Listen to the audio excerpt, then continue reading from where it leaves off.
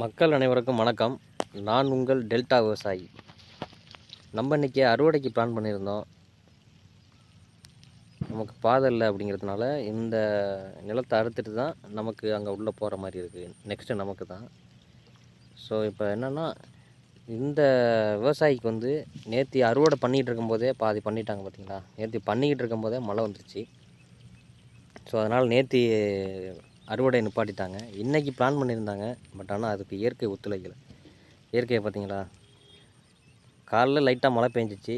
அதுக்கப்புறம் மானம்லாம் தெளிவாயிடுச்சு, வெக்காளிச்சிட்டுன்னு சொல்லுவாங்க இல்லையா, அதுமாரி தெளிவாயிடுச்சு. பட் ஆனாலும் வெயிலும் அடிக்குது, மழை தூறலும் பெய்யுது.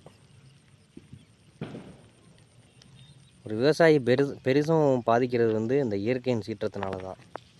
பாருங்கள், எவ்வளோ கஷ்டப்பட்டு, அதாவது அந்த நாற்றோட வயசு வந்து 90 நாள்னு இருக்குது, 120 நாள் 150 நாள் வரைக்கும் இருக்குது. இந்த 120 நாளில் இவங்க தன்னோட ரத்தத்தை வந்து வேர்வையாக சிந்தி வேலை பார்த்தாங்க.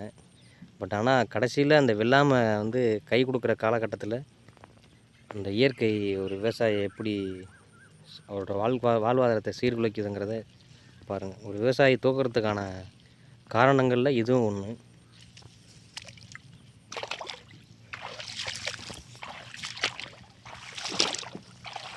நெற்கதிர்கள்லாம் தண்ணியில் கிடக்கு.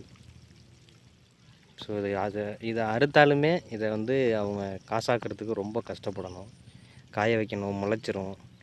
நிறையா பின்விளைவுகள் இதுக்கப்புறமும் அறுத்ததுக்கப்புறமும் அவங்களுக்கு வந்து நிறையா ப்ராப்ளம்ஸ் இருக்குது.